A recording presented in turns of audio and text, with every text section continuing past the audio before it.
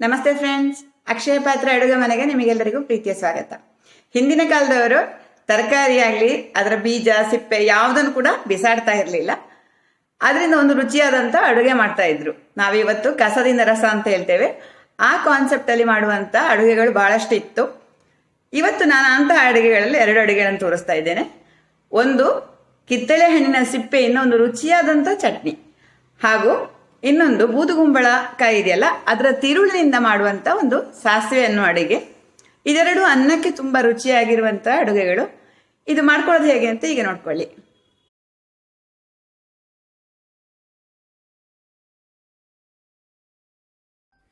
ಸ್ನೇಹಿತರೆ, ನಾನಿವತ್ತು ಮಾಡ್ತಾ ಇರುವಂಥದ್ದು ಕಿತ್ತಳೆ ಹಣ್ಣಿನ ಸಿಪ್ಪೆಯ ಚಟ್ನಿ. ಇದು ಅನ್ನಕ್ಕೆ ಸೇರಿಸಲಿಕ್ಕಿರುವಂಥ ಚಟ್ನಿ. ಇದಕ್ಕೆ ಬೇಕಾದಂಥ ಸಾಮಗ್ರಿಗಳನ್ನು ನೋಡ್ಕೊಳ್ಳಿ. ಇದು ಕಿತ್ತಳೆ ಹಣ್ಣಿನ ಸಿಪ್ಪೆ ತಗೊಳ್ಬೇಕು. ಈ ಕಿತ್ತಳೆ ಹಣ್ಣು ತಗೊಂಡಿದ್ದೇನೆ, ಅದರ ಸಿಪ್ಪೆ ಬೇಕು. 1 ಕಪ್ ತೆಂಗಿನಕಾಯಿ ತುರಿ, ಕಲ್ಲುಪ್ಪು, ಹುಣಸೆ ಹುಳಿ, ತುಪ್ಪ, ಮೆಣಸು, ಕೊಬ್ಬರಿ ಎಣ್ಣೆ, ಸಾಸಿವೆ, ಇಷ್ಟು ಸಾಮಗ್ರಿಗಳನ್ನು ತಗೊಂಡಿದ್ದೇನೆ. ಕಿತ್ತಳೆ ಹಣ್ಣನ್ನು ಸಿಪ್ಪೆ ಸುಲಿದು ನೋಡಿ, ಈ ಥರ ಸ್ವಲ್ಪ ದಪ್ಪ ಸಿಪ್ಪೆ ಆಗಬೇಕು, ಈ ಥರ ಹೆಚ್ಕೊಳ್ಬೇಕು ನೋಡಿ. ಈಗ ಇದನ್ನು ತುಪ್ಪದಲ್ಲಿ ಹುರಿಬೇಕು. ಇದಕ್ಕೊಂದು ಒಗ್ಗರಣೆ ಸೌಟು ಬಿಸಿ ಮಾಡಿ ಇಟ್ಟಿದ್ದೇನೆ. ಸ್ವಲ್ಪ ತುಪ್ಪ ಹಾಕ್ಕೊಳ್ತೀನಿ, 1 ಚಮಚ ತುಪ್ಪ. ತುಪ್ಪ ಸ್ವಲ್ಪ ಬಿಸಿ ಆಗ್ತಾ ಇದ್ದ ಹಾಗೆ ನಾವು ಕಿತ್ತಳೆ ಹಣ್ಣಿನ ಸಿಪ್ಪೆ ಹಾಕಬೇಕು. ಇದು ಜಾಸ್ತಿ ಹಾಕಬಾರ್ದು, ಕಹಿ ಬರ್ತದೆ. ನಾನೊಂದು ಸಣ್ಣ ತುಂಡು ಹಾಕ್ತಾ ಇದ್ದೇನೆ ನೋಡಿ. ನಾನು ಸಣ್ಣ ಕಪ್ಪಲ್ಲಿ ಕಾಯಿ ತುರಿ ಹಾಕಿದ್ದೇನೆ. ಅದಕ್ಕೆ ಎಷ್ಟು ಬೇಕೋ ಅಷ್ಟು ಹಾಕಿ ಹುರಿತಾ ಇದ್ದೇನೆ. ಇದನ್ನು ಸ್ವಲ್ಪ ಕೆಂಪಗೆ ಹುರ್ಕೊಳ್ಬೇಕು. ನಾನೊಂದು ಇಷ್ಟು ದೊಡ್ಡ ಪೀಸ್ ಹಾಕಿದ್ದೇನೆ ನೋಡಿ. ಇದು ದಪ್ಪ ಇದ್ದಷ್ಟು ಒಳ್ಳೆಯದು ಸಿಪ್ಪೆ. ಇದು ಸ್ವಲ್ಪ ಕೆಂಪಗೆ ಹುರ್ಕೊಳ್ಬೇಕು. ರೋಸ್ಟ್ ಕ್ರಿಸ್ಪ್ ಆಗಬೇಕಾಗಿಲ್ಲ, ಸ್ವಲ್ಪ ಕೆಂಪಗೆ ಹುರಿದ್ರೆ ಕಹಿ ಸ್ವಲ್ಪ ಕಡಿಮೆ ಆಗ್ತದೆ.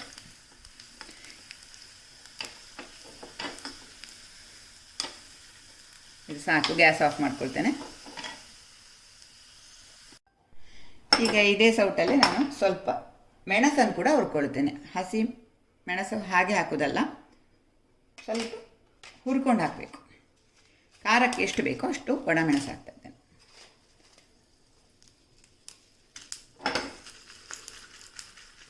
ನಾನೊಂದು 3 ಮೆಣಸು ಹಾಕಿದ್ದೇನೆ. ಬ್ಯಾಡಗೆ ಮೆಣಸು ಖಾರ ಕಡಿಮೆ ಇರೋದು.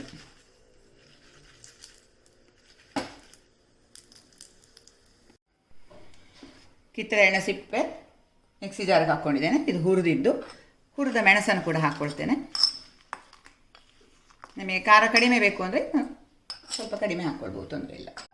ಕಾಯಿ ತುರಿ, ಆಮೇಲೆ ಹುಣಸೆ ಹುಳಿ, ಇದನ್ನು ಹಾಕ್ಕೊಳ್ತೇನೆ. ಸಣ್ಣ ಪೀಸ್ ಸಾಕು. ಕಲ್ಲುಪ್ಪು, ರುಚಿಗೆ ತಕ್ಕಷ್ಟು ಉಪ್ಪು,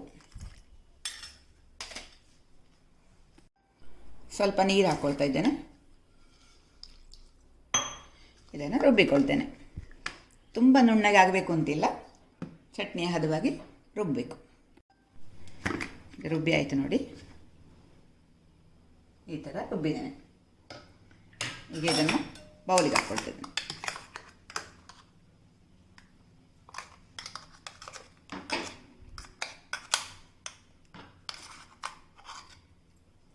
ಕೊನೆಯದಾಗಿ ಇದಕ್ಕೊಂದು ಒಗ್ಗರಣೆ ಕೊಡಬೇಕೀಗ. ಒಗ್ಗರಣೆಗೆ ಎಣ್ಣೆ ಕೂಡ ಹಾಕ್ಕೊಳ್ಬೋದು, ತುಪ್ಪನೂ ಹಾಕ್ಕೊಳ್ಬೋದು. ನಾನು ಕೊಬ್ಬರಿ ಎಣ್ಣೆ ಹಾಕ್ತಾ ಇದ್ದೇನೆ, ಸಾಸಿವೆ, ಆಮೇಲೆ ಮೆಣಸು, ಇಂಗು ಬೇಕಾದವರು ಇಂಗು ಕೂಡ ಹಾಕ್ಕೊಳ್ಬೋದು. ಕಿತ್ತಳೆ ಹಣ್ಣಿನ ಸಿಪ್ಪೆ ಚಟ್ನಿ ರೆಡಿ. ಇದು ಬಿಸಿ ಅನ್ನ ತುಪ್ಪ ಹಾಕಿ ಸವಿಲಿಕ್ಕೆ ತುಂಬ ರುಚಿಯಾಗಿರ್ತದೆ. ನಾವೀಗ ಬೂದುಗುಂಬಳಕಾಯಿಯ ತಿರುಳಿನಿಂದ ಸಾಸಿವೆ ಮಾಡ್ತಾ ಇದ್ದೇವೆ. ಇದು ಅನ್ನಕ್ಕೆ ಮಾಡುವಂಥ ಒಂದು ಅಡಿಗೆ. ಬೂದುಗುಂಬಳಕಾಯಿ ತುಂಬ ಆರೋಗ್ಯಪೂರ್ಣವಾದಂಥ ತರಕಾರಿ. ಇದರ ಸಿಪ್ಪೆಯನ್ನು ನಾವು ಬಳಸ್ತೇವೆ, ಈ ತಿರುಳನ್ನು ಉಪಯೋಗ ಮಾಡ್ತೇವೆ. ಇವತ್ತು ತಿರುಳಿನಿಂದ ಸಾಸಿವೆ ಮಾಡ್ತೇವೆ. ಈ ಬೀಜಗಳನ್ನು ತೆಗೆದು ತಿರುಳನ್ನು ನಾನು ಬಳಕೆ ಮಾಡ್ತೇನೆ. ಇದಕ್ಕೆ ಇನ್ನೂ ಬೇಕಾದ ಸಾಮಗ್ರಿಗಳು: ತೆಂಗಿನಕಾಯಿ ತುರಿ, ಹಸಿ ತೆಂಗಿನಕಾಯಿ ತುರಿ, ಉಪ್ಪು, ಸಾಸಿವೆ, ಎಣ್ಣೆ ಹಾಗೂ ಮೆಣಸು. ಬೂದುಗುಂಬಳಕಾಯಿಯಿಂದ ತಿರುಳನ್ನು ಬೇರ್ಪಡಿಸಿದ್ದೇನೆ ನೋಡಿ ಹೀಗೆ. ಈಗ ಇದರ ಬೀಜವನ್ನು ತೆಗಿಬೇಕು ಪೂರ್ತಿಯಾಗಿ. ಸಾಮಾನ್ಯವಾಗಿ ಇದರ ತಿರುಳನ್ನು ಬಿಸಾಡೋದಾಗಿರ್ತದೆ. ಈಗ ನಾವು ಸಾಸಿವೆ ಮಾಡಿ ರುಚಿಯಾಗಿ ಊಟ ಮಾಡ್ಕೊಳ್ಬೋದು. ಇದು ನೋಡಿ, ಇದನ್ನು ಪೂರ್ತಿಯಾಗಿ ಈ ಥರ ಬೀಜ ತಗೊಂಡಿದ್ದೇನೆ. ಈಗ ಇದನ್ನು ಬೇಯಿಸ್ಕೊಳ್ಬೇಕು. ಜಾಸ್ತಿ ನೀರು ಹಾಕೋದೇನು ಬೇಡ, ಸ್ವಲ್ಪ ನೀರು ಹಾಕಿ ಬೇಯಿಸ್ಕೊಳ್ಬೇಕು.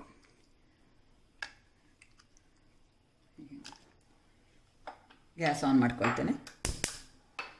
ಇದ್ರ ಜೊತೆ ಸ್ವಲ್ಪ ಉಪ್ಪು ಹಾಕ್ತಾ ಇದ್ದೇನೆ, ರುಚಿಗೆ ತಕ್ಕಷ್ಟು ಉಪ್ಪು. ಇದನ್ನು ಮುಚ್ಚಿಟ್ಟು ಚೆನ್ನಾಗಿ ಬೇಯಿಸ್ಕೊಳ್ತೇನೆ. ಬೂದುಗುಂಬಳಕಾಯಿ ತಿರುಳು ಚೆನ್ನಾಗಿ ಬೆಂದಿದೆ ನೋಡಿ. 2-3 ನಿಮಿಷ ಬೇಯಿಸಿದರೆ ಸಾಕು. ಇದೀಗ ಪೂರ್ತಿ ತಣ್ಣಗಾಗಿದೆ. ತಣ್ಣಗಾದ್ಮೇಲೆ ನಾವು ಇದನ್ನು ರುಬ್ಬಬೇಕು. ಬಿಸಿ ಇರುವಾಗ ರುಬ್ಬಾರ್ದು. ಈ ನೀರನ್ನು ಹಾಕ್ಕೊಳ್ತಾ ಇದ್ದೇನೆ. ಇದ್ರ ಜೊತೆಗೆ ತೆಂಗಿನಕಾಯಿ ತುರಿ. ಈಗ ನಾವು ಒಗ್ಗರಣೆಗೆ ಸಾಸಿವೆ ಹಾಕುವುದಲ್ಲ, ರುಬ್ಬಲಿಕ್ಕೆ ಸಾಸಿವೆ ಹಾಕ್ತಾ ಇದ್ದೇವೆ. ಸಾಸಿವೆ 1 ರಿಂದ 1.5 ಟೀ ಸ್ಪೂನ್ ಹಾಕ್ತಾ ಇದ್ದೇನೆ. ಆಮೇಲೆ ಮೆಣಸು ಜಾಸ್ತಿ ಏನು ಬೇಡ, 1 ಮೆಣಸು ಸಾಕು, 1.5 ಮೆಣಸು ಹಾಕ್ತಾ ಇದ್ದೇನೆ. ಈಗ ಇದನ್ನು ಗ್ರೈಂಡ್ ಮಾಡ್ಕೊಳ್ಬೇಕು, ನುಣ್ಣಗೆ ರುಬ್ಬಬೇಕು. ರುಬ್ಬಿ ಆಯಿತು.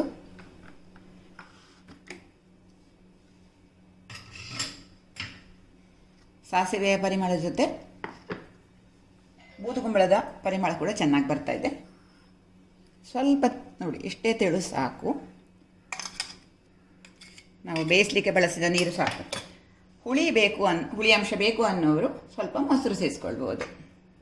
ಈಗ ಕೊನೆಯದಾಗಿ ಇದಕ್ಕೊಂದು ಒಗ್ಗರಣೆ ಕೊಡ್ತಾ ಇದ್ದೇನೆ. ಒಗ್ಗರಣೆ ಸೌಟು ಬಿಸಿಗಿಟ್ಟಿದ್ದೇನೆ. ಇದು ಕೊಬ್ಬರಿ ಎಣ್ಣೆ, ಸಾಸಿವೆ ಮತ್ತು ಮೆಣಸು.